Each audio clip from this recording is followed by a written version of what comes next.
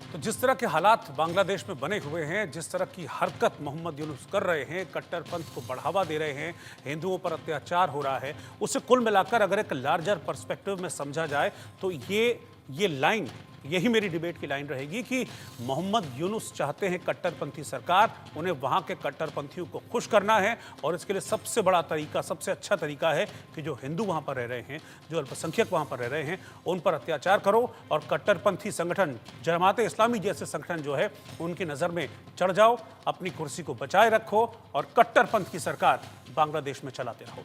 मेरे साथ कुछ खास मेहमान जुड़ गए हैं, मैं सबको इंट्रोड्यूस करता हूं, फिर इस चर्चा की शुरुआत करूंगा अपने इसी सवाल के साथ। मेरे साथ मेजर जनरल रिटायर्ड सुधाकर जी इस वक्त हैं, सर आपका स्वागत है। स्वामी शैलेशानंद गिरी जी महामंडलेश्वर हैं, आपका भी स्वागत है स्वामी जी।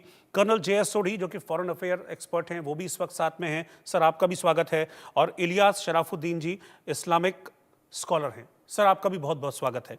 लेकिन सबसे पहले जनरल साहब मैं आपके पास आ रहा हूं। 4 महीने से ज्यादा का वक्त हो गया है और बांग्लादेश में हम देख रहे हैं कि क्या हो रहा है। हर गुजरता दिन नासूर की तरह वहां रह रहे मुस्लिम जो जो अल्पसंख्यक है उनके लिए साबित हो रहा है। जो हिंदू हैं उनके लिए हर गुजरता दिन नासूर बनता जा रहा है। और अभी तक मोहम्मद यूनुस के आचरण को देखें तो वो सिर्फ और सिर्फ कट्टरपंथी सरकार को बैक करते हुए दिख रहे हैं, सिर्फ और सिर्फ उसको बढ़ावा दे रहे हैं और चुप्पी साधे हुए हैं। तो हम ये क्यों ना कहें कि यूनुस दरअसल कट्टरपंथी सरकार चाहते हैं और इसके लिए सबसे जरूरी है कट्टरपंथियों के नजरों में चढ़े रहना। और इसका सबसे अच्छा तरीका है कि जो वहां रह रहे हिंदू हैं, अल्पसंख्यक हैं, उन पर जुल्म करते रहो और जमात इस्लामी जैसे संगठनों की नजर में चढ़े रहो। रोहित, सबसे पहले नमस्कार और मेरे को पैनलिस्ट को शुभकामनाएं। और जहां तक आपकी जो सवाल है, बिल्कुल आप सही मुद्दे पे आप उंगली लगाए हैं। एंड मैं सिर्फ जवाब में इतना ही कहूंगा कि इसमें कोई शक नहीं है। 1971 की तरफ अगर ध्यान ले जाते हैं जी। जो भी कुछ हुआ है 1971 और 2024 के बीच में, हम कहीं ना कहीं कभी ना कभी जमायती की जो प्रेजेंस और उसकी जो एक्सपेंशन है, इसको हम इग्नोर करते आए हैं। जमायती एक केंद्र बिंदु होता है। ये जो एक्सट्रीमिस्ट इस्लामिज्म का जो आइडियोलॉजी है, थियोलॉजी, इसको हम इग्नोर करते आए हैं। जो कि आज के दिन में पाकिस्तान के अंदर तहरीक तालिबान पाकिस्तान क्या मांग रहा है, यही मांग रहा है। उसका डिमांड क्या है? डिमांड यही है कि शरिया लॉ को वो इंट्रोड्यूस करना चाहते हैं और पाकिस्तान में, पूरी पाकिस्तान में उसको इंट्रोड्यूस करना चाहते हैं। लेकिन सबसे पहले कहां से? खैबर पख्तूनख्वा, उसका जो हॉटबेड है वहां, और उसके बाद फैलाव। धीरे धीरे ये पैरेलल सरकार, उनके 3 मुद्दे हैं, ये हमें समझना पड़ेगा। एक सरकार के खिलाफ जो गवर्नमेंट मशीनरी है, एक सिक्योरिटी फोर्सेस के खिलाफ, और अल्टीमेटली उनका एम क्या है कि शरिया लॉ को वहां पे किसी भी तरह एनफोर्स करे और इंप्लीमेंट करे। आज के दिन में बांग्लादेश में जो भी कुछ हमारे सामने पिछले 4 महीने से देखते आ रहे हैं, हम सिर्फ 4 महीने के लिए कॉग्निजेंट हो रहे हैं। पिछले कोई सालों से ये जो चलती आ रही थी, समाओ मेरे रिसर्च और स्टडी में, एक स्टूडेंट हूँ जियोपॉलिटिक्स और सिक्योरिटी एंड स्ट्रेटेजी का, मेरा स्टडी ये कह रहा है कहीं ना कहीं हमें इसको इंटरसेप्ट या इंटरवीन करना था, जो हम नहीं कर पाए हैं इफेक्टिवली। ये है, ये नहीं कि भारत सरकार पूरा आंख बंद करके सरकार चला, ये नहीं है।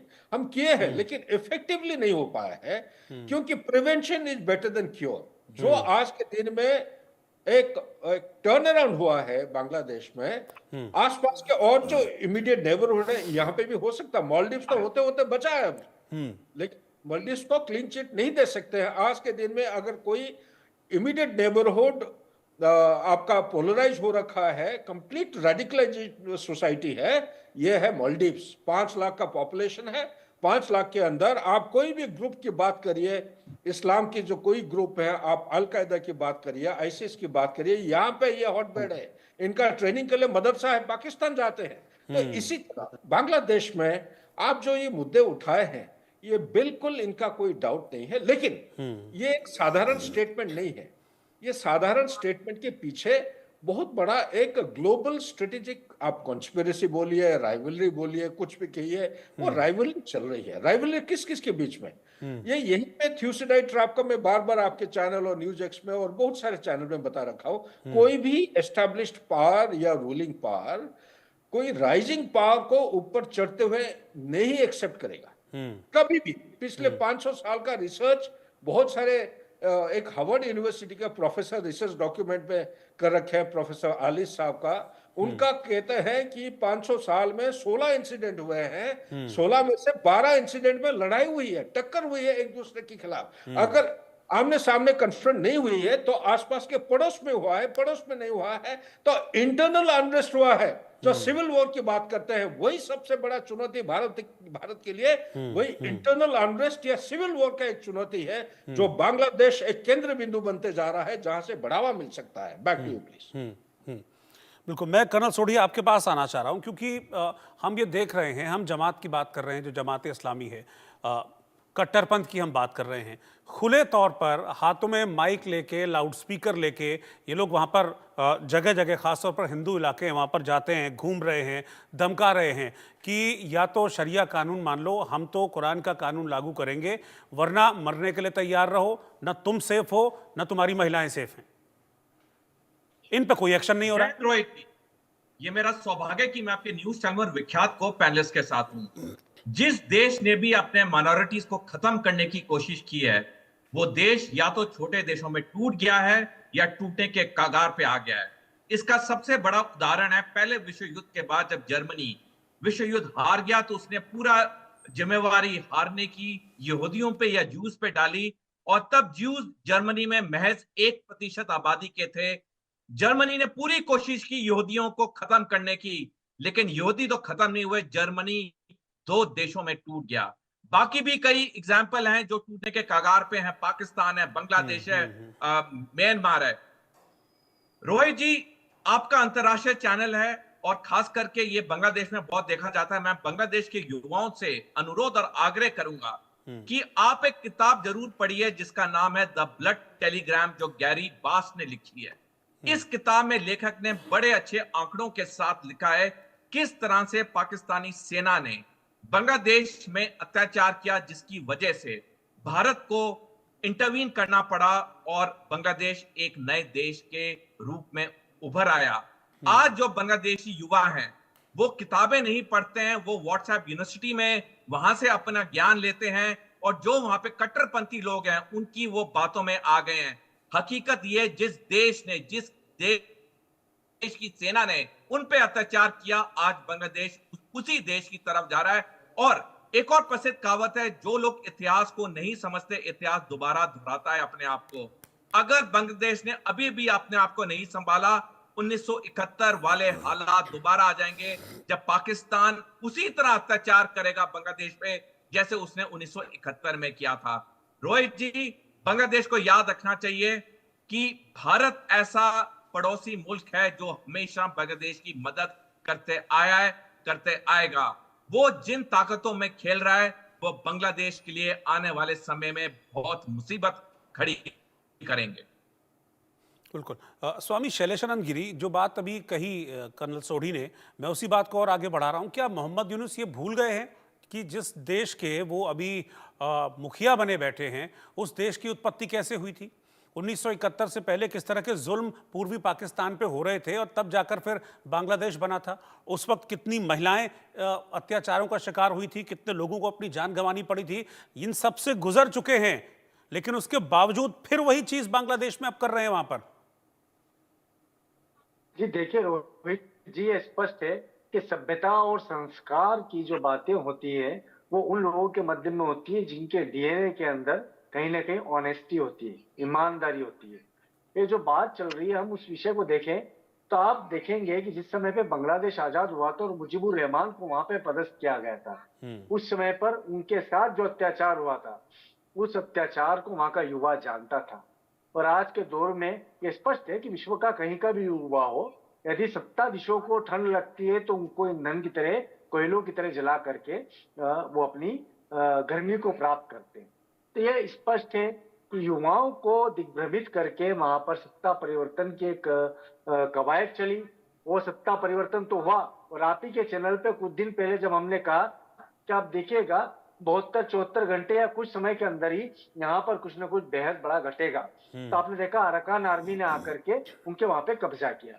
तो एक बात ये समझिएगा कि जब तक हम अंतर सभ्यता के संघर्ष के दौर से विश्व गुजर रहा है, मैं फिर कहूंगा कि इंटर सिविलाइजेशन क्लैशेस से हम लोग गुजर रहे हैं, तो ऐसी स्थिति के अंदर बांग्लादेश जैसे छोटे देश जो हैं, उनके ऊपर सख्ती से कार्य करना होगा।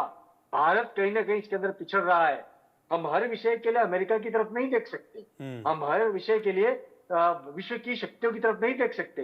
ये हमारा निजी मामला है, हमारे स्वयं का सांस्कृतिक मामला है, हमारी सभ्यता का मामला है। हमें शक्ति के साथ में कार्रवाई करना है। आप देखिए 24 घंटे के अंदर अंदर यदि हम शक्ति की कार्रवाई करें और बांग्लादेश के प्रधान दिल्ली के अंदर हाथ पैर जोड़ते न नजर आए, तो फिर काहे का हमारा इतना बड़ा पावर बनने का कारण?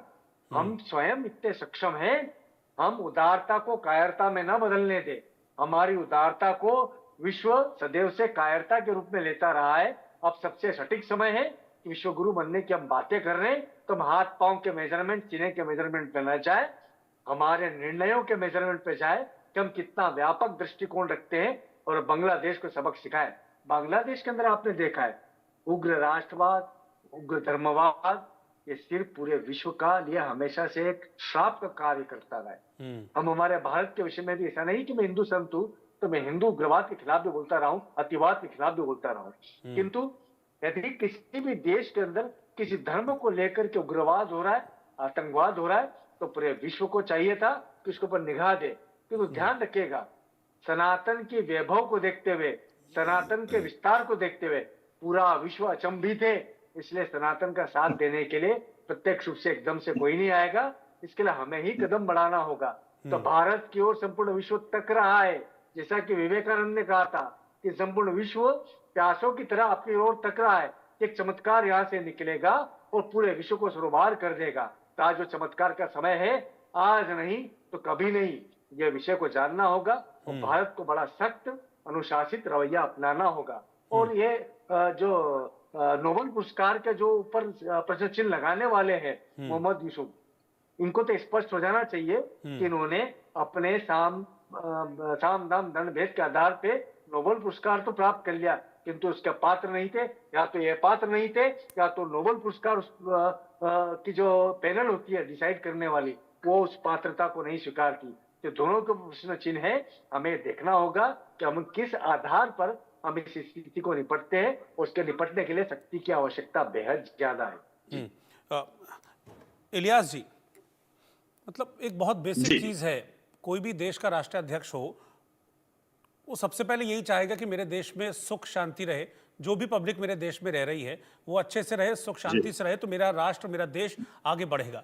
तो मोहम्मद यूनुस जो नोबेल पुरस्कार जीते हुए हैं, बड़े पढ़े लिखे उनको माना जाता है, कहते हैं कि बड़े बदलावों के लिए वो बांग्लादेश में मशहूर रहे हैं। हालांकि इसको लेकर खुद बांग्लादेश में लोग सवाल उठाते हैं, तो उनको ये छोटी सी बात समझ में नहीं आती है, या फिर ये सब कुछ वो दबाव में कर रहे हैं, या कैरेक्टर ही ऐसा है? देखिए, मैं 4-5 बातें मुख्तसर सी बिल्कुल शॉर्ट में आपको बता दूं। सबसे पहली बात, तमाम देशों में और हर देश में शांति, उन्नति और सिक्योरिटी रहेगी तो वो देश तरक्की करेगा, वरना वो बर्बादी के कगार पर जाएगा, जैसा कर्नल साहब ने समझाया जी। दूसरी बात, शरिया कानून ज्यादा से ज्यादा लागू है पूरे 56 मुस्लिम मुल्कों में, तो सऊदी अरब में, अरब इमारात में, दुबई शारजा में, अबू धाबी में, खतर, बहरीन, कुवैत में, और यहां पर माइनॉरिटीज तमाम धर्म के, हिंदू, ईसाई, यहूदी, सिख, सिक्योरिटी, शांति, उन्नति से रह के अरबों खरबों कमा रहे हैं। बांग्लादेश में शरिया लॉ दूर दूर तक नहीं है, इसलिए परेशानी चल रही। तीसरी बात, क्लैश ऑफ सिविलाइजेशन के ऊपर हमारे पहले प्रवक्ता ने, हमारे पहले पैनलिस्ट ने कहा है, बिल्कुल सही है कि कहीं पर कोई तरक्की करना चाहता है तो उसको इंटरनल आग लगा देते बाज दूसरे कंट्रीज, या एक्सटर्नल आग लगा देते। इससे बचे रहना भारत को भी जरूरी है, बांग्लादेश को भी जरूरी है, पाकिस्तान, सब मुल्कों को, वरना तरक्की नहीं कर पाएंगे।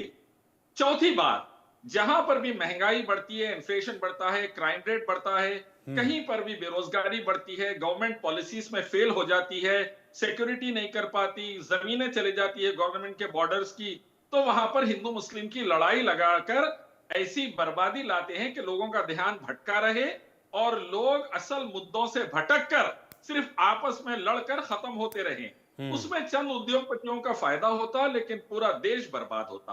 और आखिरी बात, जुल्म के साथ कोई हुकूमत नहीं चल सकती। History is witness to it. आप देख लें, तारीख उठाकर, जुल्म जो भी करा ज्यादा दिन नहीं टिका, ये अल्लाह ताला का कानून है।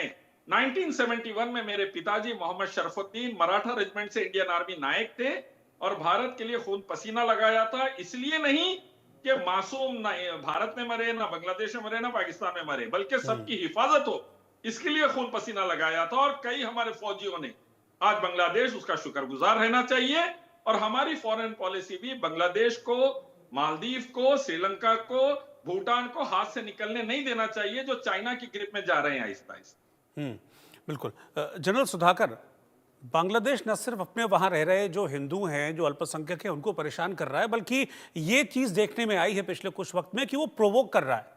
भारत विरोधी हरकतें कर रहा है जो बांग्लादेश है। अभी आप देखिए पिछले 2-4-5 दिनों का डेटा अगर उठा के देखेंगे तो पाकिस्तान ट्रेंड बांग्लादेशी आतंकी बॉर्डर्स पर पकड़े गए हैं जो भारत और बांग्लादेश के बॉर्डर्स हैं वहां पर। तो क्या इसको उकसावे वाली हरकत नहीं मानी जाएगी? क्योंकि पिछले कई दिनों में इस तरह की रिपोर्ट्स आई हैं वहां से कि जेल से कैदियों को फरार करवा के एक नई आर्मी बनाई जा रही है। जमात अपनी एक नई आर्मी वहां पर जो वो तैयार कर रहा है जो कि भारत में अस्थिरता फैलाने की कोशिश करे। तो ये तो सब प्रोवोक करने वाली है ना। मतलब एक तरफ तो आप अपने यहाँ जो चल रहा है उसको रोक नहीं पा रहे हैं, दूसरी तरफ प्रोवोक। उसको अपनी औकात नहीं पता है क्या बांग्लादेश को, यूनुस को?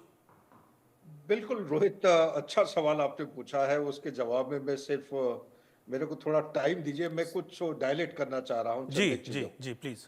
इलियास साहब को बधाई देना चाहता हूँ, बहुत बढ़िया तरीके से उन्होंने व्याख्या किया है। उसी की एक्सटेंशन में मैं कुछ कहना चाहता हूँ कि यूनुस साहब अगर एक नोबेल लॉरियट है, अनपढ़ तो नहीं है, पढ़े लिखे हैं, क्या उनको जो जो सवाल आप पिछले नैरेटिव और जो पैनलिस्ट को जो सवाल पूछे हैं क्या वो समझ में नहीं आ रहा है? बिल्कुल आ रहा। सवाल यही पे, उस सवाल के ऊपर ये सवाल आता है, क्या ये यूनुस साहब का सरकार है या उसके पीछे कोई है मेरुदंड जो उसको सपोर्ट दे रहा है? वही है मेरुदंड कौन है? Deep state America. हमें ये समझना पड़ेगा। अकेला यूनुस साहब के पास इतना दम नहीं है या जमायतों के पास। जमायती पिछले कोई सालों से वो ना के बराबर हो गए थे, लेकिन इतना मजबूती के साथ वो अभी बढ़ चढ़ के अभी जो फैल रहे हैं ये इसलिए हो रहा है क्योंकि उनको सपोर्ट करने वाला कौन? ये सपोर्टिंग कौन है? चाहे आप ओबामा या आप क्लिंटन फाउंडेशन या आप जॉर्ज सोरोस का बात करिए, ये बहुत बड़ा एक साजिश है, ग्लोबल कॉन्स्पिरेसी है। बांग्लादेश में क्या जा रहा है, कारण क्या है? कारण ये है कि भारत के दो चीजें। भारत अब एक इमर्जिंग इकोनॉमी है, एक ग्लोबल पावर है, और मैं चंद चीजों को मैं अभी थोड़ा सा डायलेट करूंगा। सबसे इंपॉर्टेंट चीज है, एक किताब है monsoon, Indian ocean the future of American power. इसको लिखे हैं डॉक्टर रॉबर्ट कापलन। ये किताब का जो निचोड़ है वो कहता है, किताब बहुत वेल रिसर्च डॉक्यूमेंट है, ये बहुत बढ़िया किताब है। उन्होंने ये क्या है, एक लाइन का सारांश में बता रहा हूं कि 21st सेंचुरी का कमर्शियल बास्केट जो है ये हिंदुस्तान और हिंदुस्तान के चारों तरफ की जो एरिया है वो बोले सब कॉन्टिनेंट यहां पे ग्रेविटेट करेगा। आज के दिन में हिंदुस्तान का 21st सेंचुरी में 2024 का अगर आप स्टैटिस्टिक्स लेते हैं, 500 मिलियन 500 मिलियन पॉपुलेशन हमारा डेली $12 कम से कम खर्चा कर रहे हैं। चाइना में आज के दिन में करीब करीब 777 मिलियन है। 2030 तक चाइना एक 1000 मिलियन को पार कर जाएगा, 1 बिलियन को पार करेगा। हिंदुस्तान का बढ़ के 500 मिलियन से हो जाएगा 800 के करीब करीब हो जाएगा। 2035 तक हम चाइना को ओवरटेक कर लेंगे। तो क्या है, क्या कहना चाह रहा हूं कि यहाँ पे जो मार्केट अवेलेबल है ये बहुत अट्रैक्टिव है, नंबर एक। नंबर दो, सबसे बड़ा जो मिर्च लग रही है, ये जो यूनुस साहब के पीछे जो उनको सपोर्ट कर रहे हैं वो है स्ट्रेटेजिक ऑटोनॉमी और दूसरा है मल्टीपोलैरिटी। हिंदुस्तान ने ये जो दो मुद्दों को लेके अपना देश की जो तरक्की की जो रास्ता बना रहा है ये इनको नापसंद है। नाउ स्ट्रेटेजिक ऑटोनॉमी क्या है? स्ट्रेटेजिक ऑटोनॉमी हमारे व्यूअर्स को, कॉमन व्यूअर्स को समझने के लिए ये कहूंगा कि हिंदुस्तान को पेट्रोल या गैस या ऑयल चाहिए था रशिया से, इतने सारे पाबंदी और रिस्ट्रिक्शन और बैन का थ्रेट धमकी के बावजूद फिर भी हिंदुस्तान वहीं से खरीदते जा रहा है। ये दूसरी बात है, वहां से लाके रिफाइन कर रहे हैं, यूरोप को बेच रहे हैं, अमेरिका को जा रहा है, बहुत सारी चीजें। लेकिन ओवरऑल जियोपॉलिटिक्स को अगर आप देखेंगे, ये सुपर पावर की बात को आपने टक्कर लगा के इसको इनकार करके आप अपना जो इच्छा और देश की जो इंटरेस्ट की बराबर मीट करने के लिए जो आपने डिसीजन लिया है ये एक नापसंद की बराबर है, नंबर एक। नंबर दो, मल्टीपोलैरिटी। मल्टीपोलैरिटी का मीनिंग ये है कि हिंदुस्तान ये प्रोपोगेट करते जा रहा है कि भैया आप सुपर पावर अपने जगह पे हो। ये तो मान के चलिए super power is no longer a super power, it is a declining super power 21st century में। बहुत सारे सबूत है, समय को मद्देनजर रखते हुए मैं ज्यादा उसको एक्सपेंड नहीं करूंगा। लेकिन यहां पे हिंदुस्तान कह रहा है कि हम एक देश ऐसा है, हमारा देश की इंटरेस्ट के लिए जो हम किसी को नाराजी नहीं करेंगे, जो देश से हमारा देश के लिए, हिंदुस्तान के लिए जो फायदा हो सकता है उसको हम उसके साथ दोस्ती बनाएंगे। तो वही हिंदुस्तान करते, चाहे रशिया की बात करिए, चाहे आप मिडिल ईस्ट की बात करिए, या यूरोप में कोई भी देश की बात करिए। आज के दिन में कोई अगर देश है जिसका फॉरेन रिलेशनशिप सबसे बुनियादी चीजों से लेके बहुत ही हाई प्लेटफॉर्म तक जो क्रेडिबिलिटी है, वो है हिंदुस्तान। हिंदुस्तान के बराबर कोई देश नहीं है। ये तीन चीजों की वजह से, इकोनॉमी, स्ट्रेटेजिक ऑटोनॉमी, मल्टीपोलैरिटी, हम जो ये पूरा विश्व को बता दिए हैं, ग्लोबल साउथ को लेके चल रहे हैं हम। ग्लोबल साउथ कोई छोटा मोटा ग्रुप नहीं है। 137 देश, जिनमें से 125 देश तो 3 मीटिंग में ऑलरेडी अटेंड कर चुके हैं हिंदुस्तान का लीडरशिप को एक्सेप्ट करते हुए। अफ्रीकन यूनियन 50 से ज्यादा उसके देश हैं, इनको भी लाके हमने G20 के साथ में। ये एक देश है हिंदुस्तान जो आप वेस्टर्न अलायंसेस की ग्रुपिंग के साथ है, और सदर्न जो ग्लोबल साउथ के जो अलायंसेस है उसके साथ है। चाहे एससीओ की बात करिए, चाहे आप ब्रिक्स की बात करिए, उनके साथ भी हिंदुस्तान है, या I2U2 या कोड की बात करिए, या G2 या G7, ये सारे ग्रुपिंग के साथ हिंदुस्तान जुड़ा हुआ है। तो इसीलिए मैं ये कहूंगा कि जो सवाल आप पूछ रहे हैं, ये बिल्कुल एक ही चीज सामने आ रहा है कि हिंदुस्तान का जो सिक्योरिटी की कॉस्ट है, उसको रेजिंग द कॉस्ट अंग्रेजी में बोलते हैं, कैसे बढ़ावा दिया जाए, ताकि ये सोशियो इकोनॉमिक डेवलपमेंट के ऊपर जो देश ध्यान दे रहा है, इंफ्रास्ट्रक्चर की, एजुकेशन की, हेल्थ केयर की बात, इसके ऊपर हमारा ध्यान हट जाए।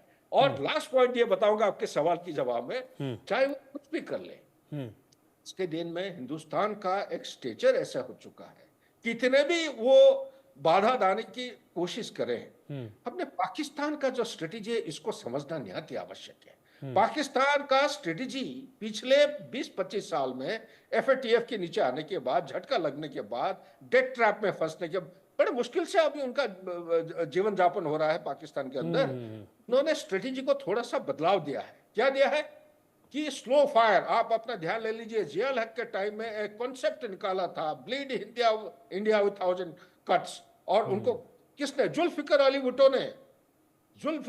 भुट्टो ने UN सिक्योरिटी असेंबली में 1965 को, जबकि ये उन्होंने स्पीच में बताया था कि हमें कुछ भी हो जाए, हम हिंदुस्तान के साथ 1000 साल की लड़ाई लड़ेंगे और उसको हराएंगे। लेकिन मुसीबत ये है पाकिस्तान के लिए, पिछले कोई सारे कन्वेंशनल लड़ाई में वो जीत नहीं पाए हैं, तो इसलिए प्रॉक्सी वॉर को बिगिन किए हैं, और वो लड़ाई को सिर्फ अपने जमीन से नहीं करा रहे हैं, उसको हजारों मील तक दूर ले गए हैं। कनाडा जैसे देश अभी बांग्लादेश की तरफ आ रहे हैं, इसी तरह वो फैलाने की कोशिश करेंगे। ISI बहुत एक केंद्र बिंदु, एक महत्वपूर्ण रोल प्ले कर रहा है, उसको सपोर्ट करने वाला है अमेरिका का डीप स्टेट है, चाहे CIA बोलिए या और कुछ बोलिए, और साथ ही हाथ में हाथ मिला के चाइना भी उनको सपोर्ट करते जा रहा है, क्योंकि बहुत कम लोगों को पता है बांग्लादेश में 38 बिलियन 27 प्रोजेक्ट ऑलरेडी इंप्लीमेंट हो चुके हैं। तो 2018 के मुताबिक, मेरे रिसर्च में IIT में लेक्चर देता हूं, उसमें 13.8 बिलियन का हिसाब किया था, कल परसों में हिसाब करके देखा, $22 बिलियन का उनका national highway, railway line, gas pipeline. सबसे बड़ी बात है चाइना का ध्यान बांग्लादेश और त्रिपुरा के बीच में, ये जो लिक्विड नेचुरल गैस की अवेलेबिलिटी, 60 ट्रिलियन क्यूबिक फीट का जो रिजर्व है, यहां से वो पाइप बिछा के ले जा रहे हैं। ये जो राखीने वाले बात बता रहे हैं, चीन वाला प्रोविंस उनका है, इसके साथ साथ एक पाइप बिछा रहे हैं, वो कहां, शान प्रोविंस और ऊपर तक जा रहा है यूनान प्रोविंस की तरह, ताकि गैस सस्ता दाम में बांग्लादेश से आसानी से वो ले सकते हैं। और इसको उन्होंने सिक्योरिटी देने के लिए, सेफ्टी देने के लिए, ये सारे जितने ऑर्गेनाइजेशन है, अराकान आर्मी की बात बताइए, चीन आर्मी की बात बताइए, शान आर्मी की, जो भी आप कह रहे हैं, इन सबको दायित्व दे रखा है चाइना ने, और ये ताकमंदों के नीचे और उनके अम्ब्रेला में काम करें। Back to you. ठीक कर्नल सोढी, डिप्लोमेटिक चैनल के थ्रू तो हम कोशिश कर ही रहे हैं बांग्लादेश को लाइन पर लाने की या सही रास्ते पर लाने की, लेकिन इस बीच में लगातार ये मांग उठती रहती है, जैसे अभी आचार्य शैलेशानंद जी भी कह रहे थे कि थोड़ा सा टाइट होने की ज़रूरत है, थोड़ा चूड़ी कसने की ज़रूरत है। आप तो रहे हैं फौज में लंबे वक्त तक, कि चूड़ी कसी जा सकती है क्या, और हाँ तो कैसे?